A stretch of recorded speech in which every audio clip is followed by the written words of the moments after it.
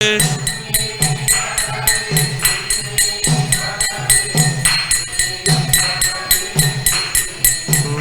Jagannath Baladev Subhadra Jaya Jaya Sudarshan Jagannath Baladev Subhadra Jaya Jaya Jaya Jaya Prabhupada Prabhupada Prabhupada Jaya Jaya Prabhupada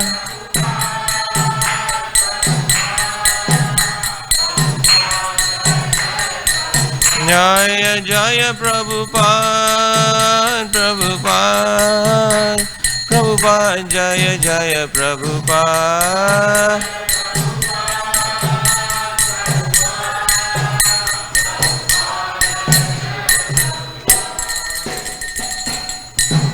Jai Srila Prabhupada ki Grantaraj Srimad Bhagavatam ki Nitai Gaur Premanande.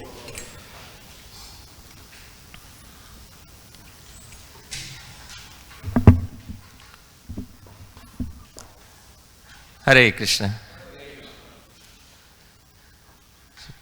Thank you very much, dear devotees, for kindly assembling here today. This morning we are reading from Srimad Bhagavatam, Canto 3rd, Chapter 14, verses 13 and 14. So I'll read the translation for verse 13 and then we'll go to verse number 14, and in verse 14 we'll read it in detail. But before that, there is Shiksha Parampara, a tradition established by our Parampara to begin with Mangala Charan or auspicious invocations. So I'll begin with auspicious invocations. Most of us know these verses, you can kindly sing along with me. Om Ajnana Timirandhasya Jnananjana Shalakaya Chakshurunmilitam Yena Tasmai Shri Gurave Namah Shri Chaitanya Manobhishtam Sthapitam Yena Bhutale Soyam Rupaha Kadamayyam Dadati Swapadantikam Vandeham Shri Guru Shri Yutapada Kamalam Shri Gurun Vaishnavamscha Shri Rupam Sagrajatam Sahagana Raghunathanvitam Tam Sajivam Sadvaitam Savadhutam Parijana Sahitam Krishna Chaitanya Devam Shri Radha Krishna Padan Sahagana Lalita Shri Vishakhanvitamscha Namam Vishnu Padaya Krishna Presthaya Bhutale Shri Mate Bhakti Vedanta Swamin Niti Namine Namaste Saraswate Deve Gauravani Pracharine Nirvishesha Shunyavadi Paschatya Desha Tarine Namo Mahavadanyaya Krishna Prema Pradayate Krishnaya Krishna Chaitanya Namne Gauratvishe Namah He Krishna Karuna Sindho Dina Bandho Jagatpate Gopesha Gopika Kanta Radha Kanta Namostute Tapta Kanchana Gaurangi Radhe Vrindavaneshwari Vrashabhanu Sute Devi Pranamami Hari Priye Vancha Kalpatarubhyascha Kripa Sindhubhya Evacha Patitanam Bhavanebhyo Vaishnavebhyo Namo Namah Jai Shri Krishna Chaitanya Prabhu Nityananda Shri Advaita Gadadhara Shri Vasadi Gaura Bhakta Vrinda Hare Krishna Krishna Krishna Hare Hare Hare Rama Rama Rama Hare Hare Srila Prabhupada ki jai. Om Namo Bhagavate Vasudevaya Om Namo Bhagavate Vasudevaya Om Namo Bhagavate Vasudevaya. So I'll read the verse and the translation for verse number 13. Pura pitano bhagavan Daksho duhitrvatsalah kam vranita varam vatsa ityapritchata nah prithak. Translation and purport by His Divine Grace Abhay Charanarvinda Bhaktivedanta Swami Srila Prabhupada. Jai Srila Prabhupada. Translation. In days long ago, our father, the most opulent Daksha, who was affectionate to his daughters, asked each of us separately whom we would prefer to select as our husband. Purport. It appears from this verse that free selection of a husband was allowed by the father, but not by free association. The daughters were asked separately to submit their selection of a husband who was famous for his acts and personality. The ultimate selection depended on the choice of the father. Verse number 14. Kindly repeat after me.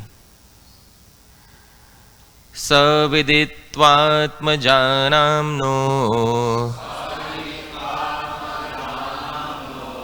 bhavam santana bhavanah त्रयोदशा ददात्तासां यास्ते शीलम् अनुव्रता. Synonyms. Saha, Daksha. Viditva, understanding. Atmajanam, of the daughters. Naha, our. Bhavam, indication. Santan, children. Bhavanah, well-wisher. Trayodasha, 13.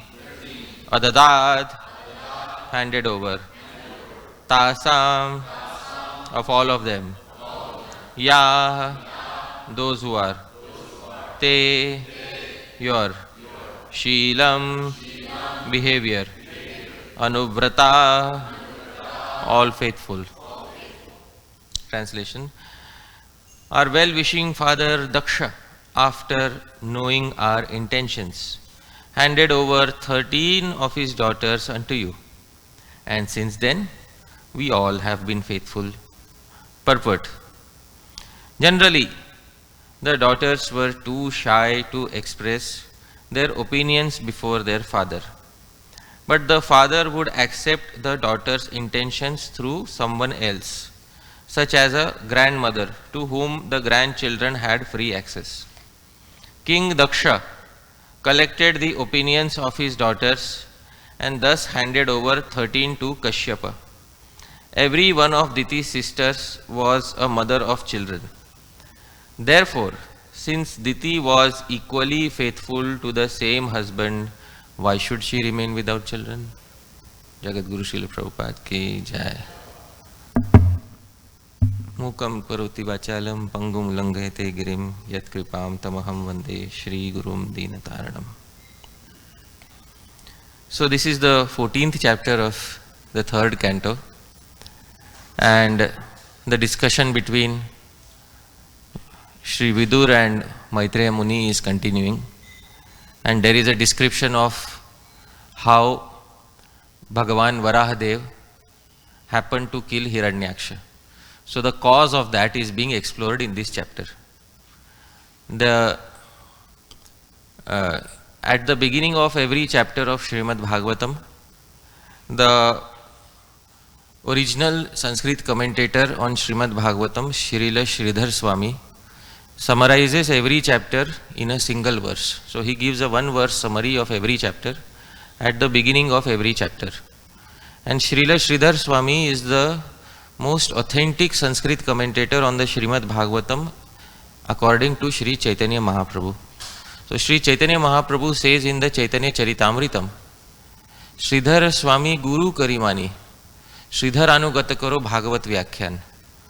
So Sri Chaitanya Mahaprabhu says in the Srimad Bhagavatam, I consider Sridhar Swami as my Guru. This is what Chaitanya Mahaprabhu said. And everybody who wants to understand Srimad Bhagavatam should understand according to the directions given by Srila Sridhar Swami. So today we have translated Srimad Bhagavatam into various languages in the world. But there was a time long ago when Srimad Bhagavatam, there was no paper to print thousands of copies. So the only paper that was available was palm leaf manuscript, and very less quantity of paper was available. So people had to make use of paper very judiciously. So they used to write the original Srimad Bhagavatam in Sanskrit with the commentary of Srila Sridhar Swami. This commentary is very short in most places, but it helps to understand the essential meaning of Srimad Bhagavatam.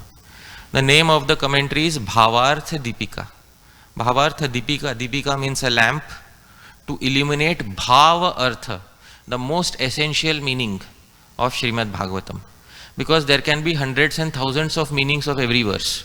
We have heard about a verse, Atma Ramascha Muneyo, and Sri Chaitanya Mahaprabhu gave more than 60 meanings to that verse. Now question arises, which meaning is the most essential meaning out of those 60? So the essential meaning is the one which is specified by Srila Sridhar Swami in his commentary, Bhavartha Deepika.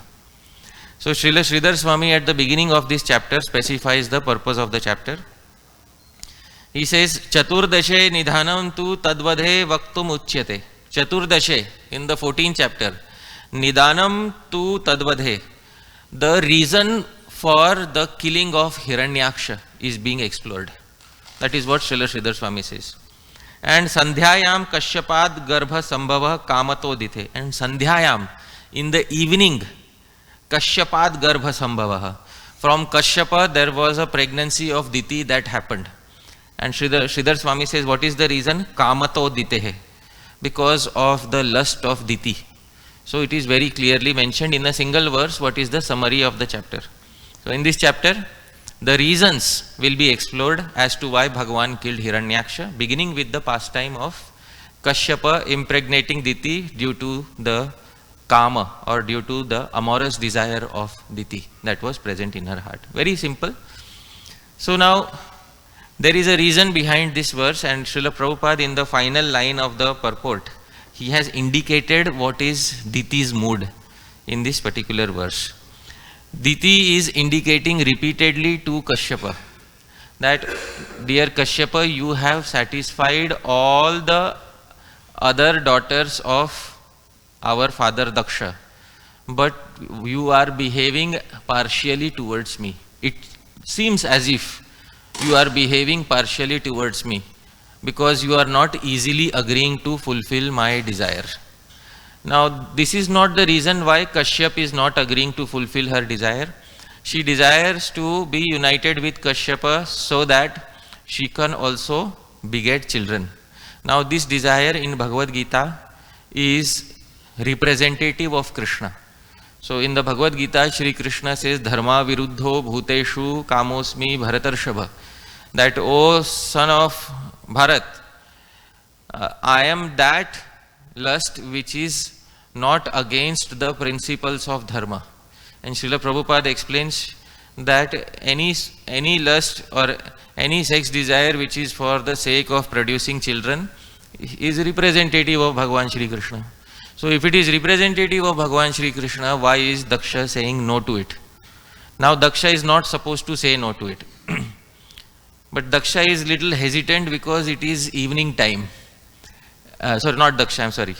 Kashyap is little hesitant because it's evening time. And he is seeing in the sky, he is seeing that associates of Lord Shiva are roaming in the sky.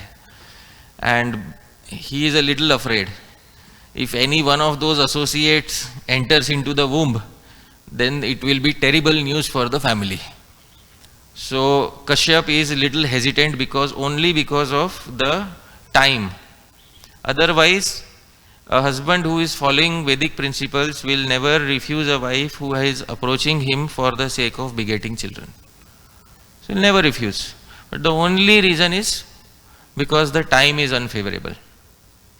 Now, but Diti is not willing to wait. Now, Diti says time is of the essence here because my desire is strongest at that point of time. So Diti is not willing to wait at this point of time.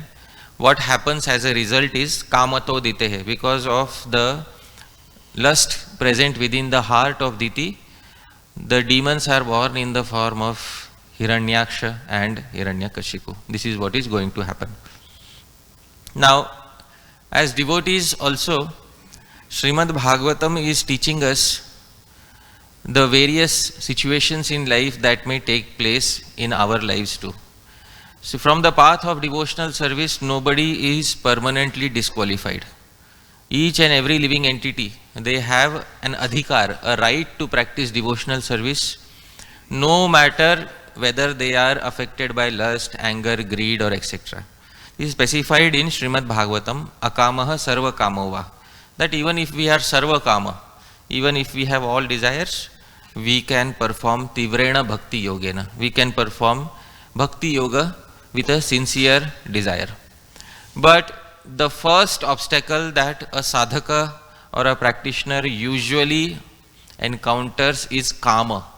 Kama, which is generally translated as any material desire, but it takes on the special meaning as lust.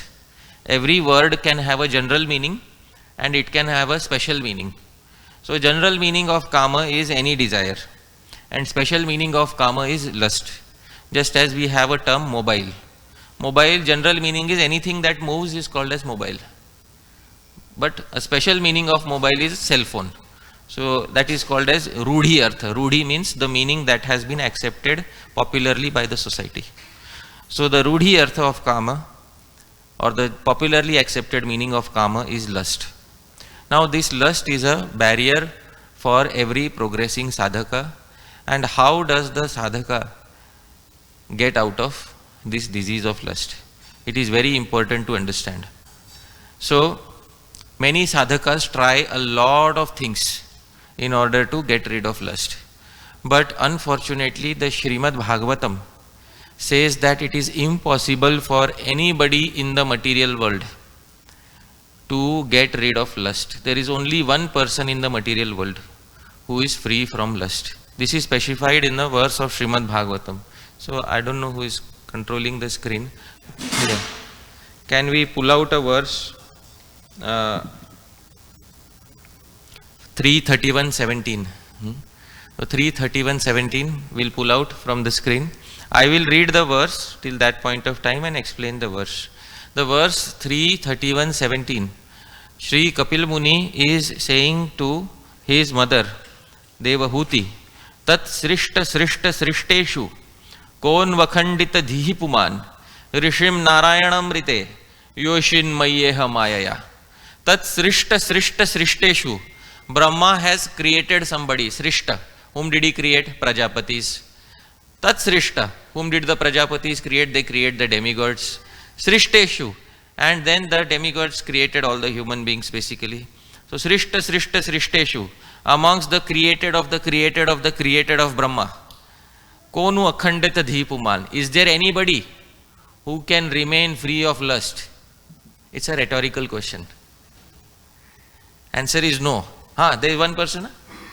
Rishim Narayanam Rite. He found at Badrik Ashram. There is one person found at Badrik Ashram. Who is that? Narayan Rishi. There is one person in the material world who will remain free of lust. Yoshin Mayeha Mayaya. So everybody else is potentially susceptible to this disease of lust, and there is virtually no possibility that it may be eradicated from the heart of a conditioned living being. Now question arises, if this is going to be the standard for all living entities, what do we do? Because we have been taught that we have to completely overcome the desire for lust before we can begin progressing or advancing in our bhakti towards Bhagavan Shri Krishna. So this we have been taught that we have to be completely free of lust in order to progress on our path to bhakti.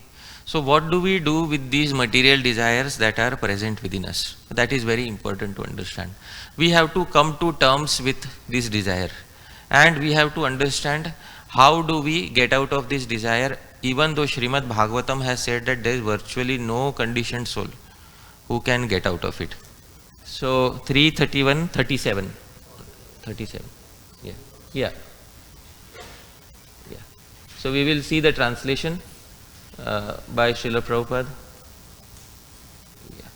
Amongst all kind of living entities begotten by Brahma, namely men, demigods and animals, none but the sage Narayan is immune to the attraction of Maya in the form of a lady. It's very clear here. So, nobody can overcome. That is right, mentioned right there in the Srimad Bhagavatam. Now what do we do? Now that we know this fact, what do we do? Do we give up and say, no, that's enough now? The Srimad Bhagavatam said, nobody is free. So let's embrace karma in our lives and let's learn to live happily ever after with our desire. So if we think like that, then there is a problem. The problem is, karma exactly is not a friend. If karma would be our friend, we would happily embrace and live with it. Karma is not our friend. Karma is an enemy. It acts in such a way that it disrupts the society, it disrupts relationship, it disrupts everything that we have in our lives. So how do we have this karma and how do we use this karma, or what do we do with this karma? This has to be understood. So in order to understand that, there is something which we have to learn, and there is something which Srimad Bhagavatam specifies. In the 11th canto of Srimad Bhagavatam, Bhagavan Shri Krishna says something, and this I would like to pull out from the screen, Prabhu, if possible. 11.20.8, 11th canto, 20th chapter, verse number 8. Bhagavan Shri Krishna says something to Uddhav. And what does Bhagavan Shri Krishna say to Uddhav? In 11th canto, 20th chapter, verse number 8, Bhagavan Shri Krishna says, Na nirvinno na atisakto bhakti yogo asya siddhidah. Yeah. Yadrichaya mat kathadau jata shraddhastu yah puman na nirvinno natisakto bhakti yogosya siddhidah. We'll see the translation by Srila Prabhupada or Prabhupada's disciples. If somehow or other, by good fortune, one develops faith in hearing and chanting my glories, such a person, being neither very disgusted with nor very attached to material life, should achieve perfection through the path of loving devotion unto me. Now this is very important verse. The original says, na nirvinno, not very detached, na atisakto, not very attached. So Sri Krishna says, Arey, I never expected you to be fully detached. When did I expect you to be fully detached? I said in Srimad Bhagavatam, na nirvinno, don't become too detached. Na atisakto, but don't even become too attached. Arey, then what should we do? Neither too detached nor too attached. So you are asking us to walk the tight rope, between kama and prema. So Bhagavan Shri Krishna is saying, please hear carefully, don't worry about it so much. For bhakti yogis, I have made something known as yukta vairagya. Now what is yukta vairagya? This principle has to be understood. Many times yukta vairagya is translated simply as dovetailing. Yukta vairagya means take anything, dovetail in Krishna's service. That is what yukta vairagya is broadly translated as. But there is a technical definition of yukta vairagya. For devotees, there is no Phalgu Vairagya. Phalgu Vairagya means renunciation of everything. One who renounces everything becomes a complete renunciant. According to the opinion of Shri Krishna in this verse, that person becomes unfit for Bhakti Yoga. Srila Vishwanath Chakravarti Thakur has commented upon this verse. And in his commentary, he has said something.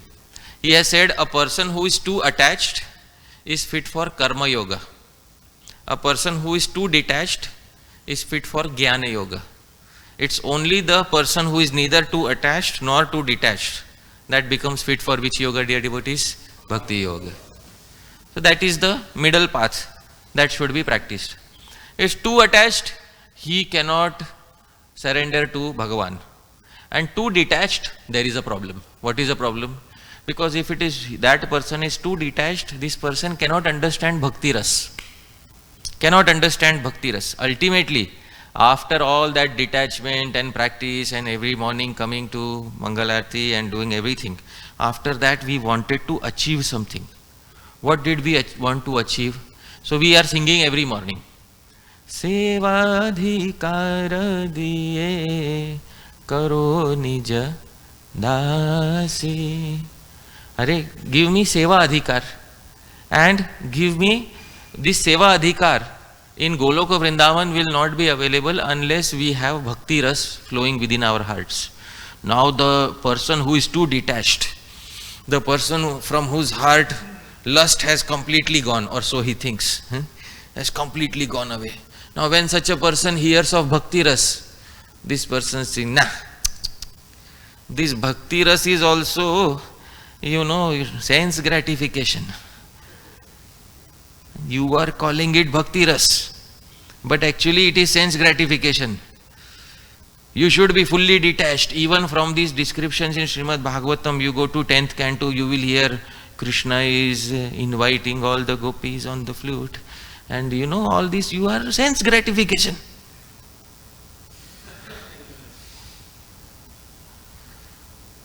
So Srila Jiva Goswami says, Bhagavateshu api asmad raseshu virakteshu.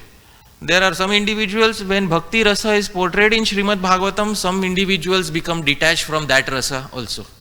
These people are unqualified. So Srila Rupa Goswami wrote something in Bhakti Rasamrit Sindhu, very important point. He says, Nivrittanupayogitvat duruhatvat ayam rasa. In the Bhakti Rasamrita Sindhu, Sri Rupa Goswami described 5 bhakti rasas. So we know what are the 5 bhakti rasas: Shanta, Dasya, Sakhya, Vatsalya, Madhurya. But Sri Rupa Goswami said, I will not describe one rasa in great detail. Which rasa did Sri Rupa Goswami not describe in great detail? Madhurya ras. Shanta was described in detail. Madhurya he did not describe in complete detail. There is a reason for that. The reason is he himself says, Nivrittananupayogitvat. It is useless for the totally detached. Useless for the totally detached. Somebody who has become completely detached and is thinking that even in Srimad Bhagavatam these are material descriptions. Useless for that person. So I will write another literature specifically for describing this rasa later. So Srila Rupa Goswami wrote an appendix literature for Bhakti Rasamrita Sindhu. This literature is meant only for the very advanced devotees who can understand what is the perfect balance of Bhakti Yoga. So Sri Rupa Goswami wrote a literature separately for describing Madhurya Rasa and he called it Sri Ujjvala Nilamani. But this literature is not meant for the general audience. Therefore Sri Rupa Goswami kept it very separate. In Bhakti Rasamrita Sindhu he gave a small summary of what is Madhurya Rasa, but not too much. No. Because many people cannot understand what is the detail of this particular rasa. And Sri Rupa Goswami was living in an environment 500 years ago where many sadhus were exactly disqualified from understanding this rasa. They were so detached. They used to say, oh, why are you doing this bhakti rasa? Study Vedanta. Sarvam khalvidam Brahma. Everywhere is Brahman, impersonal Brahman. Understand Vedanta Sutra. Realize the Brahman within your hearts. Now such people, if you go and talk to them about bhakti ras, they will say, you just want to have a pretext for sense gratification. Under the name of Krishna Lila, you want a pretext for sense gratification. That is why all you Vaishnavas here sing in 10th canto, Krishna book, is just a pretext for sense gratification. So the impersonalist would say like this. So Sri Rupa Goswami understood. He knows how to read the pulse of the impersonalists. So Rupa Goswami understood what is the pulse of the impersonalist, therefore he did not write in detail about one rasa, Madhurya rasa. But there is a big secret, dear devotees. If somebody hears very faithfully, then from the mouth of a realized Vaishnava, then this Madhurya rasa is able to cure the disease of the heart. I would like to quote one final verse before I pause for today. This verse occurs at the end of the 5 chapters and Vikriditam 10:33-39. I'd like to quote this verse 10.33.39. So this verse says, Vikriditam vrajavadhu biridam cha vishnuh shraddhanvito nu shrunuyad athavarnayedyah bhaktim param bhagavati pratilabhya kamam hridrogamashvapahinotyya chirena dhirah. So 10:33-39, at the very end of that particular chapter, we will see the translation of this particular verse. Yeah, so kindly go to the translation. Yes. So anyone who faithfully hears or describes the Lord's playful affairs with the young gopis of Vrindavan will attain the Lord's pure devotional service. Thus he will quickly become sober and conquer lust, the disease of the heart. Now I wish to ask a question, dear devotees. Conquering of lust is the cause of reading Krishna's pastime or is the effect of reading Krishna's pastimes? The effect. Because when a person begins hearing Krishna's pastimes, they are not expected to be fully free of lust. But they should follow one particular precaution very strictly. Faithfully hear from a Vaishnava who understands the Tattva. I hope you are able to understand. This is what it is. If they follow the precaution very nicely, because it says Shraddhanvito, anybody who faithfully hears. You have to hear from a particular Vaishnava who is fully realized in the Tattva. Tattva means the Siddhantas. Then the Vaishnava will first instill the Siddhantas, the essential truths about Shri Krishna. One of the first things that the Vaishnava will tell is Krishna's body is not made out of material elements, 7 material dhatus. Our body is made out of 7 material dhatus. Skin, flesh, bone, fat, marrow, semen. Skin, flesh, blood, fat, bone, marrow and semen. Krishna's body is not made out of skin, flesh, blood, fat, bone, marrow and semen. Krishna's body is made out of Sat principle, Chit principle, Ananda principle. So Sandhini Shakti, Samvit Shakti and Hladini Shakti. These are the 3 Shaktis by which Shri Krishna's body, transcendental body, is eternally composed of. So then it means that there is no material lust between Shri Krishna and the gopis. First this Siddhanta is established there. Then when the Vaishnava describes these pastimes, there is no Ashlilita. Does anybody know what is the English translation of Ashlilta? Vulgarity. So there is no vulgarity when the Vaishnava describes these pastimes. If we see Sri Rupa Goswami's descriptions of the pastimes between Bhagavan Shri Krishna and Srimati Radharani, there is not even a tinge of vulgarity in those descriptions. So when the Vaishnava describes, there is no tinge of vulgarity. In fact, Sri Rupa Goswami loves to discuss separation more than union.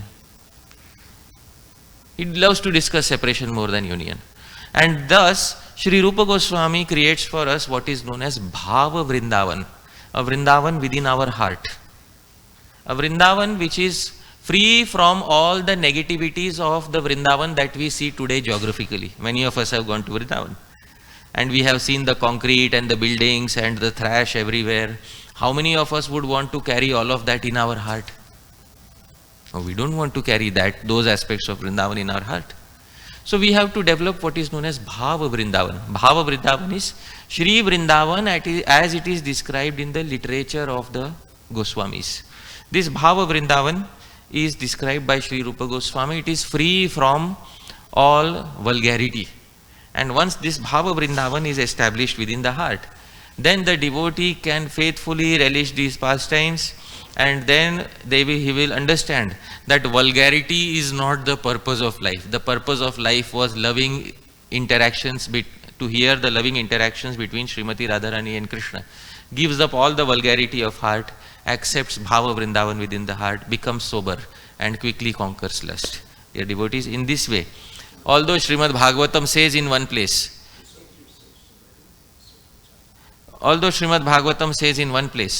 that nobody can conquer lust except for Rishi Narayan, that same Srimad Bhagavatam says in another place that there is one method of conquering.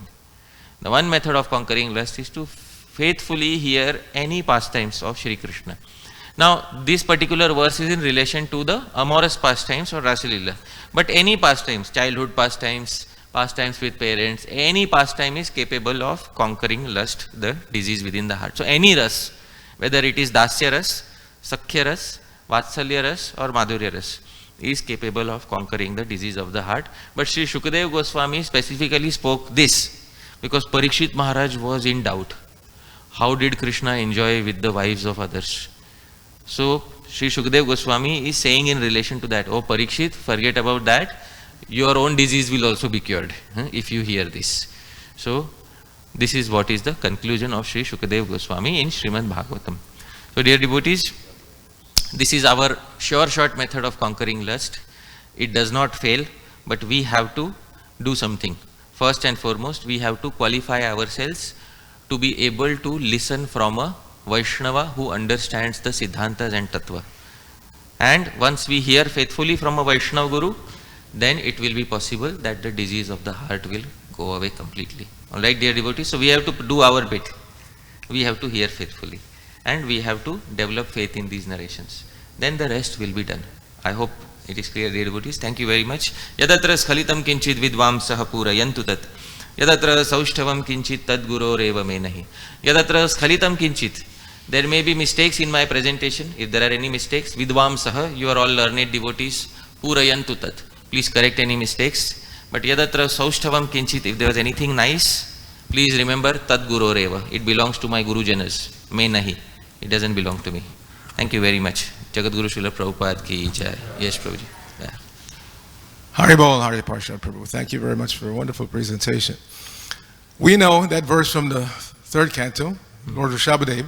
It's perfect. It's coming from the Lord himself, so we cannot find any fault with it. But one may ask, he's saying in that verse, only Narayana Rishi is free of lust. Then somebody may ask, what about Haridas Thakur? Yeah. He was tested by Maya Devi herself and he passed. Yes. So, what about Haridas Thakur? What about Shri Rupa Goswami? What about all these individuals? Why do verses like these say that nobody is free from lust? Yet we find people who are free from lust. Why does this happen? So in the Nyaya literature, there is something called as Chhatri Nyaya. Alright, dear devotees, please repeat the term after me. Chhatri Nyaya. What is Chhatri Nyaya? Chhatri Nyaya means it is called the logic of the umbrella holders. Now what is the logic of the umbrella holders? Suppose it's raining very heavily and there are 100 people on the street and 99 of them are holding umbrellas. But one person is not holding umbrella. So somebody may come and say, oh, today everybody is holding umbrellas. But is everybody holding umbrellas or are 99 people holding umbrellas? 99 are holding. So this is called Chhatri Nyaya. Sometimes Shastra includes the exceptions also in the general category. So this is called Chhatri Nyaya. But we don't see Sri Haridas Thakur as the norm. He is not the rule. He is the exception. So this Chhatri Nyaya is used to specify when exceptions are also sometimes counted under the rule. But exceptions are what they are exceptions. So this is the answer to your query, Prabhu. We will see some exceptions from time to time. And all devotees who have studied according to this strategy also become exceptions. So we have to be like that, because devotees who overcome lust, they are not the standard individuals of society. They are actually exceptional individuals within society.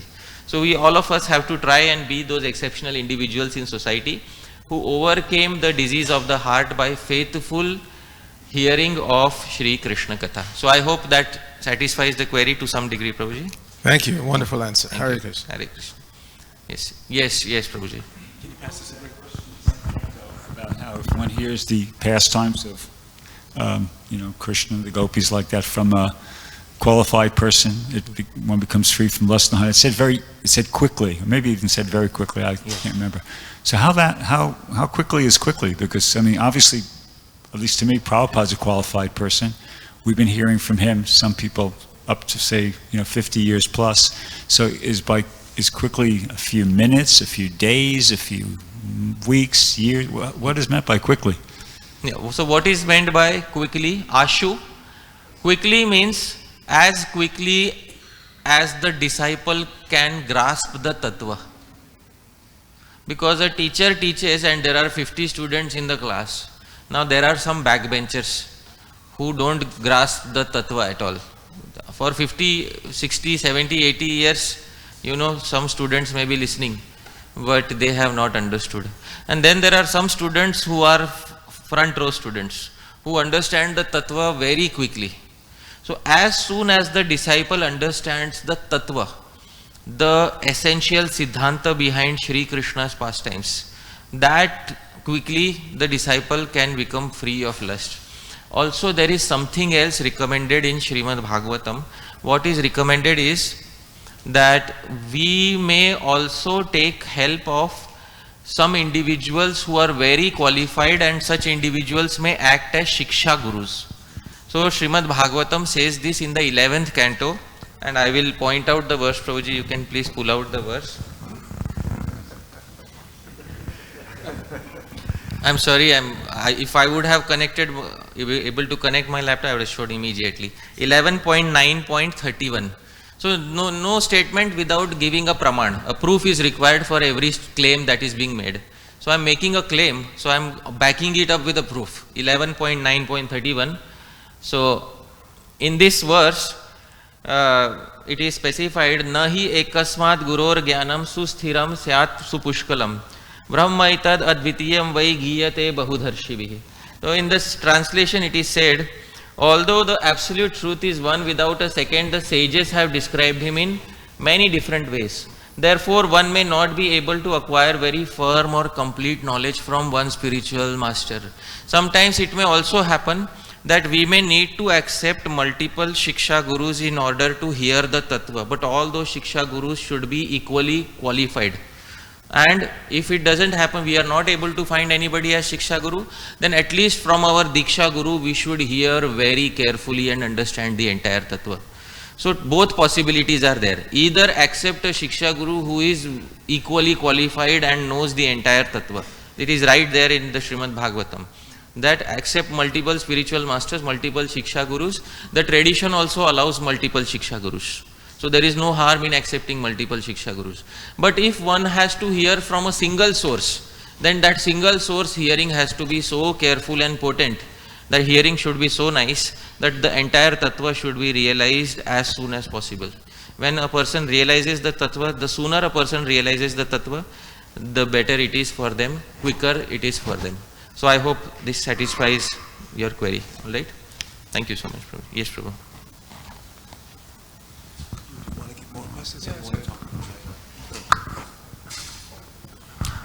Swavash Prabhu, you kindly tell me when to stop.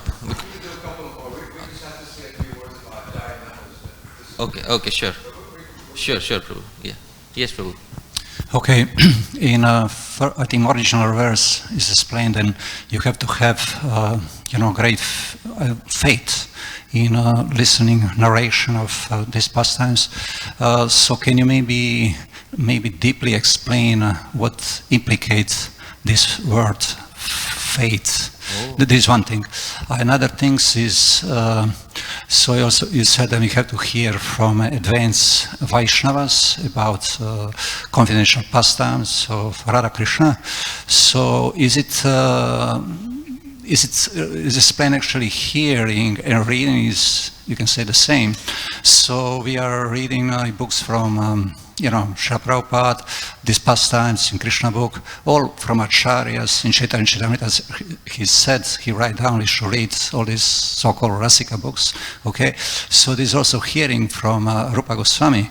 So if you very faithfully and deeply study these books, is it the same like hearing from Rupa Goswami directly, you can say, or in another way, is it same to hear from some advanced Vaishnava who just repeat same thing what Rupa Goswami is describing in these books? All right. So the question is, first and foremost, the previous verse, it was said that one who hears faithfully the pastimes of Shri Krishna.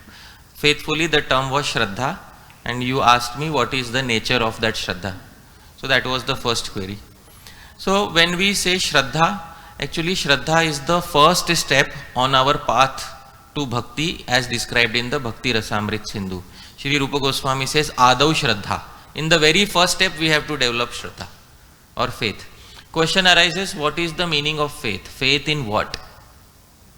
Dear devotees, Shraddha means innate faith. Innate faith in what? So I would like to take some answers from some devotees. One word answers. Innate faith in what? The Shastra.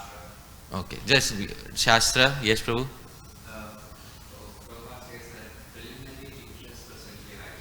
Okay, preliminary interest. So that interest means Shraddha. But I want to say Shraddha, interest in what? Self-realization. Okay, self-realization, good. Okay.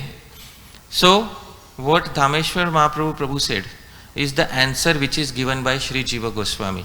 Sri Jiva Goswami says Shraddha means Shastrartha Vishwas Eva Shraddha. To have innate faith that what Shastra is saying is correct. The devotional literature, whatever they are saying is correct, is the first step of devotional service. Because on the first step, somebody may not know who is Krishna. On the first step, somebody may not understand the tattva behind Krishna. But if somebody has the innate faith in the literature that describes Shri Krishna, then that is called as stage 1 Shraddha. So when a devotee sits down with a Vaishnava who is advanced enough to teach this topic of confidential pastimes, the first thing is that the devotee should have faith that the literature is bona fide, the person from whom I am hearing is bona fide, and the person will be able to describe to me in entirety the complete Siddhanta. This is the faith that is required. Faith in the literature, faith in the Guru. Both of these constitute as Shraddha. Yasya deve para bhaktir, yatha deve tatha guru. So faith firstly in the literature, and also faith, innate faith in the person who is speaking it. That is the nature of Shraddha. Now your second query was that what about hearing and reading? Is hearing the same as reading, or is there a different effect? So reading has almost all the characteristics of hearing. I say almost, because Shastra says that there are 5 qualities of a complete understanding. I will repeat the 5 qualities of a complete understanding from Shastra. Padachedo padarthoktir vigraho vakya yojana akshepasya samadhanam vyakhyanam panchalakshanam. Traditional complete explanation of Shastra has 5 aspects. And dear devotees, you say yes or no if these aspects are present in a book. Padachedaha, breaking down the terms word by word. Do we see this in the books? Yes. Padarthoktihi, meaning of every term. Do we see this in the books? Yes. Vigraho, explanation of some difficult terms. Do we see this in the books? Yes. Vakya yojana, translation. Do we see this in the books? Yes. Akshepasya samadhanam, resolution of doubts that occur on the spot. Now some of this may happen in the books, but sometimes some doubts arise on the spot, the answer to whom may not be immediately available in that section of the book. For that we need a person who has studied the entirety of literature, front, back, left and right, and then they tell us, oh, the answer to your query is located here. Otherwise we may spend 10 years, after 10 years we realize, oh, 10 years ago I had that query. I realized 10 years later. So that is the value of hearing from a person who is fully realized left, right, front and center in Shastra. So there is absolute so much value in hearing directly from Sri Rupa Goswami. When Sri Rupa Goswami was composing Bhakti Rasamrit Sindhu, Sri Jiva Goswami was fanning him. And Sri Jiva Goswami used to see the verses that were written. Sri Jiva Goswami used to ask questions on the spot. Why did you write this like this? Can you please tell me? Sri Rupa Goswami said, oh, this is written like this because, this is the reason. Sri Jiva Goswami will note it down. Later this will become his commentary. Today we are understanding Bhakti Rasamrit Sindhu because Sri Jiva Goswami wrote his notes. Otherwise many of us might have misunderstood the intention of Srila Rupa Goswami. So staying close to a Vaishnava, in close proximity and studying is so important as compared to reading the books. The devotees who used to stay in close proximity of Srila Prabhupada, they produce so much literature of remembrance, so much literature of remembrance. All this remembrance literature, memories of Srila Prabhupada, were produced not by studying the books. They were produced by staying in close proximity of Srila Prabhupada. So it's very important we learn a lot from staying in close proximity of a Vaishnava. And studying the books is very helpful. It is almost as helpful as staying in close proximity. But one aspect may be lacking. That is resolution of new doubts that occurs on the spot. So I hope that clarifies. Thank you so much. All right. Prabhuji, I am waiting for... Okay, please Prabhu. Yes, please go. Yeah. Thank you, Prabhu. So regarding Bhakti Rasamrita Sindhu, I just had this verse floating around in my head, Duru Hadbhuta Virres Min Shraddha Dures Tu Panchake, where Rupa Goswami mentions that even without faith, with even the slightest connection with the 5 most potent processes of devotional service, one is assured of, great advancement. And I'm trying to understand what exactly the advancement he's speaking of. We were just hearing from you now about how, the faithful hearing is required in order to dissipate lust from the heart. Yeah. But in this case, Rupa Goswami is speaking to the idea that advancement can be made even without faith. So I was just hoping you could help me understand a little bit of what kind of advancement is he talking about, and what kind of advancement is he not talking about. Okay. So the verse which you are speaking from Bhakti Rasamrit Sindhu is Duruhat Bhuta Viryesmin Shraddha Durestu Panchake Yatra Swalpopi Sambandha Sadhyam Bhava Janmane. So he is speaking about the 5 most potent limbs of bhakti, that is Sadhu Sangha, Nama Kirtan, Bhagavat Shravan, Mathura Vas, Shri Murti Sevan. So these 5 are so potent.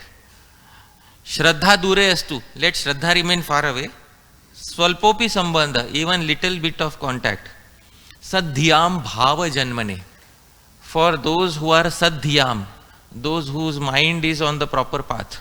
They may not have a faith, but if they are not antagonistic to these 5, then Bhava Janmane, it can give rise to, potentially give rise to even Bhava, Bhakti. Now question arises, Bhava might arise, but Bhava also disappears after some time. And that will be covered later in the Bhakti Rasamrit Sindhu, where Sri Rupa Goswami calls Bhava which appears and then disappears later. He says it is called Bhava Bhas. So Bhava Bhas is appearance and disappearance. You may see sometimes a person comes to the temple and hears a Srimad Bhagavatam class, then they start crying in the first time he's coming. He's crying in the class. Now crying is symptom of Bhava. It is one of the symptoms. Arey wow, this person is on the stage of Bhava in the first Bhagavatam class. No.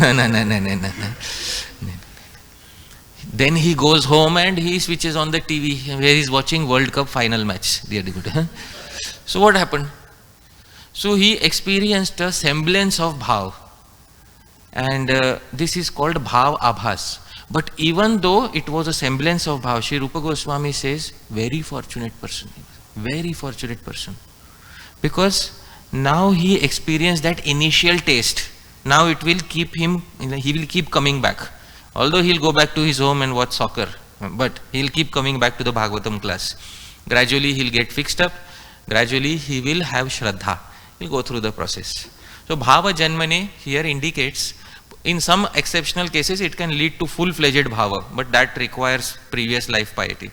But in usual cases it will lead to Bhava Bhas. Bhava Bhas means semblance of Bhav may be possible. So I hope this satisfies your query. Thank you. All right. Yeah. Thank you for an excellent class. Thank you.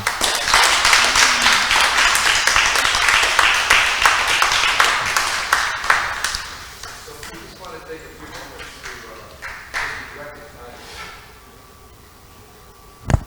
moments to recognize the disappearance day of Jayananda Prabhu, a very close, dear disciple of Srila Prabhupada. So every year at this time we just say a few nice words to remember him. We have letters that Prabhupada wrote to Jayananda, so I just like to read a couple, some captions out of one and then another letter that's full. And then I guess what we should do is start first of all with that letter there. It's written by Srila Prabhupada. So we can just all look at the screen and then I can just kind of read it out loud. My dear Jayananda, please accept my blessings. I am feeling very intensely your separation. In 1968, you joined me in San Francisco. You were driving my car and chanting Hare Krishna. You were the first man to give me some contribution, $5,000, for printing my Bhagavad Gita. After that, you have rendered very favorable service to Krishna in different ways. I so hope at the time of your death you were remembering Krishna, and as such, you have been promoted to the eternal association of Krishna. If not, if you had any tinge of material desire, you have gone to the celestial kingdom to live with the demigods for many thousands of years and enjoy the most opulent life of material existence. From there, you can promote yourself to the spiritual world. But even if one fails to promote himself to the spiritual world, at that time he comes down again on the surface of this globe and takes birth in a big family like a yogi's or a brahmana's or an aristocratic family, where there is again chance of reviving Krishna consciousness. But as you were hearing Krishna Kirtan, I'm sure that you were directly promoted to Krishna Loka. Janma karma chame divyam evam yo veti tatvata tyakvadiham punarjama naitimam eti. So Arjuna, Krishna has done a great favor to you, not to continue your diseased body, and has given you a suitable place for your service. Thank you very much. Your ever well wisher, A.C. Bhaktivedanta Swami. Srila Prabhupada ki jai. So, it's a good way to start. Srila Prabhupada blessed Jayananda. So, I just like to read a little caption here also, if I can read it. Okay, here I got it.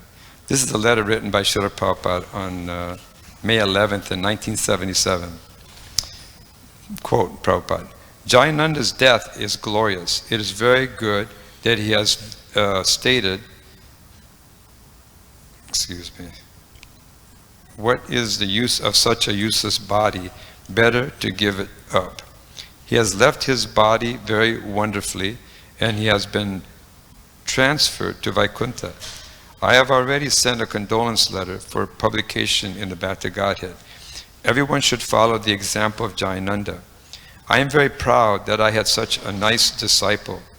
If possible, Jayananda's picture should be hung in the Rath of Lord Jagannath, and in all our temples a day may be set aside for holding a festival in his honor, just as we do on the disappearance day of the great Vaishnavas, of other great Vaishnavas.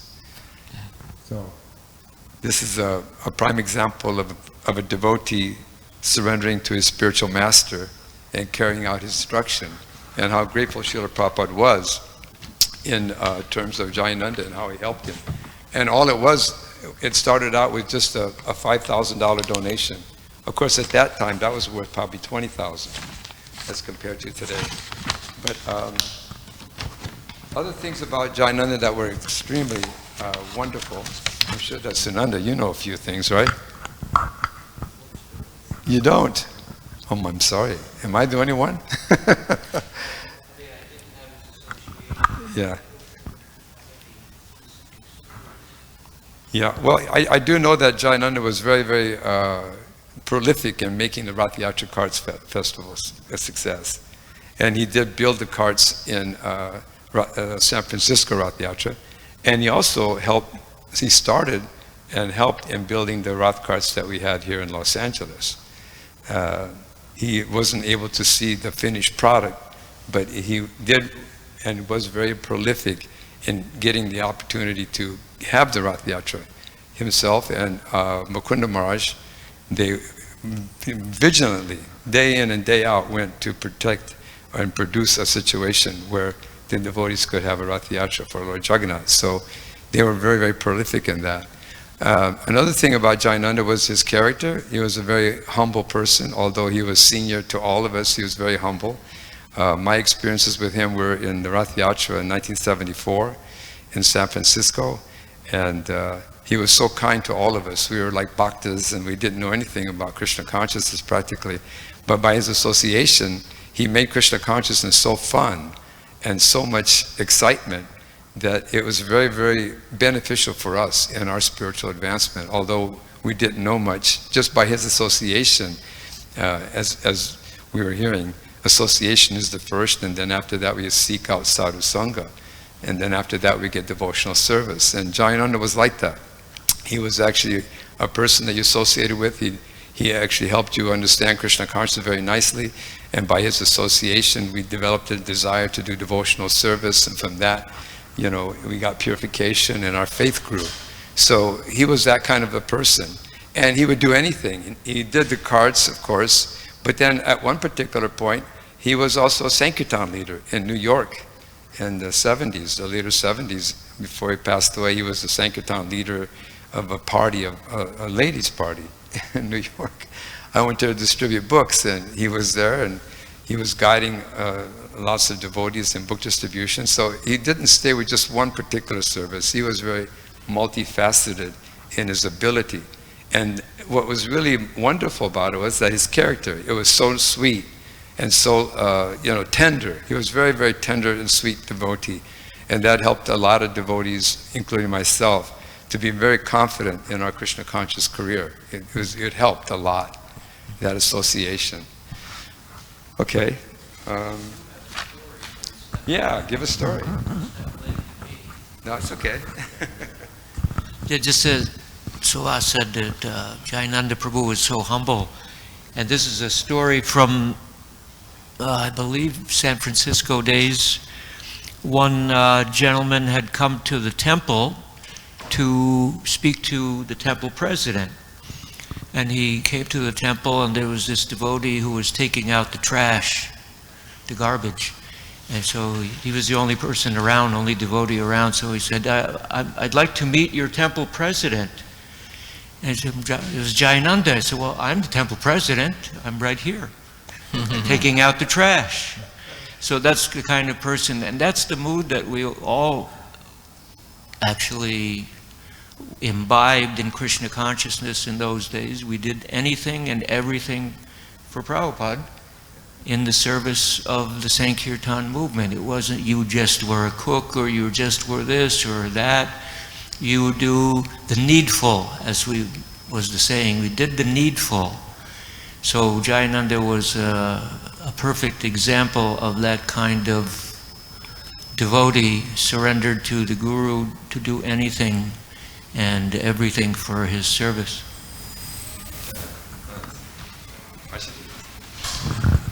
Hare Krishna. So many things stand out about Jayananda's life. I didn't have a lot of direct association with him, but one thing that we can meditate on is the effect that he had on so-called non-devotees.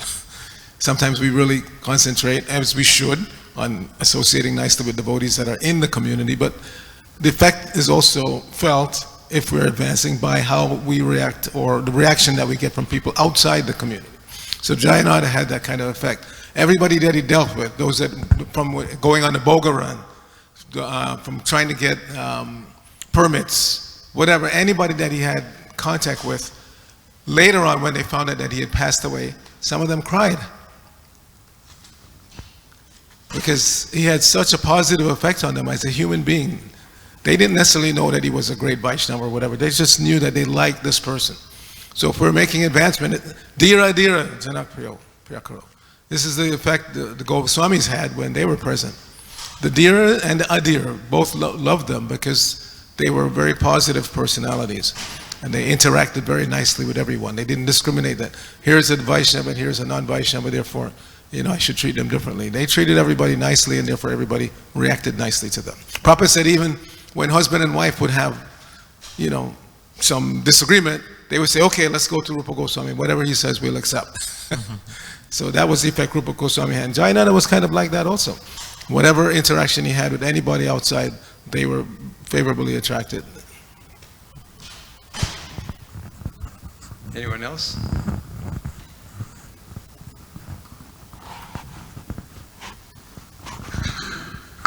Hare Krishna. Of course, I did not had the fortune of associating with Jayananda Prabhu Thakur, but what I've heard about him was just extending the point on his humility. One of the disciples of Prabhupada was saying that he was so humble that when Prabhupada would arrive here, all of his disciples will be so eager to go and see him, and that they are there, they are doing this service and all that, but he will just be so humble that Prabhupada will look for him. Where is my Jayananda? Where is he? So this actually was so profound to me that we should not be eager to take darshan of the Lord.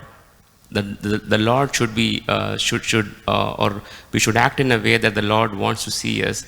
So this is something which I was remembering and reflecting when Archita Prabhu was saying that he was so humble that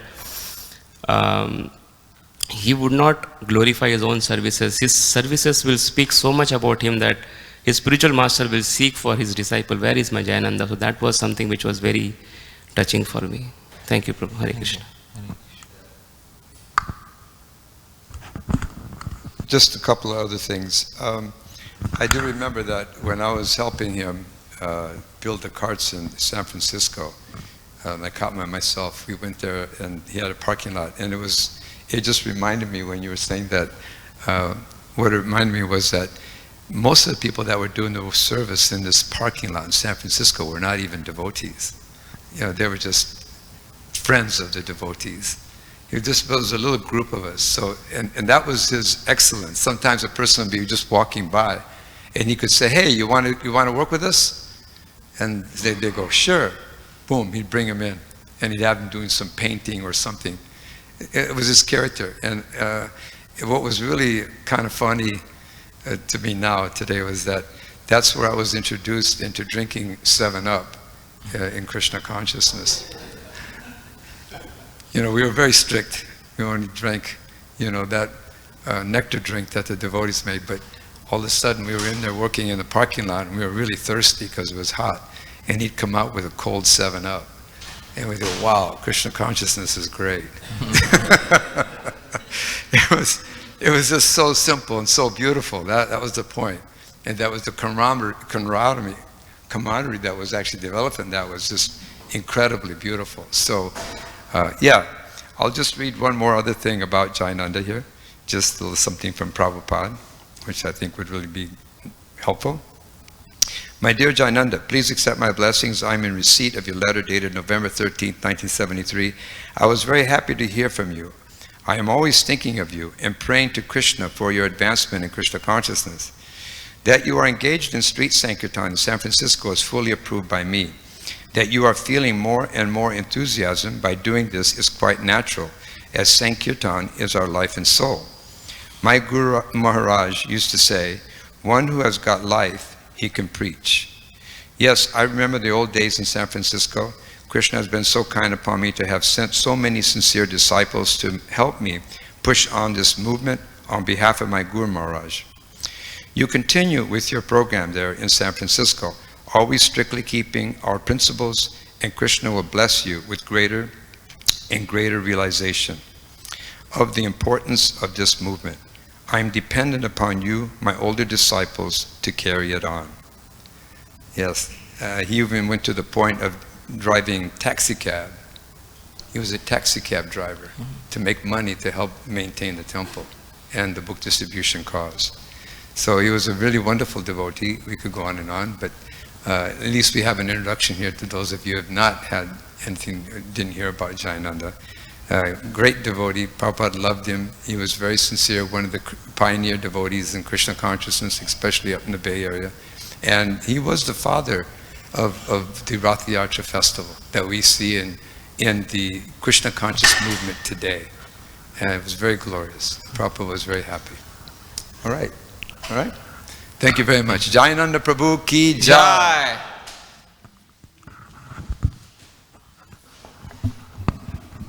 Jai.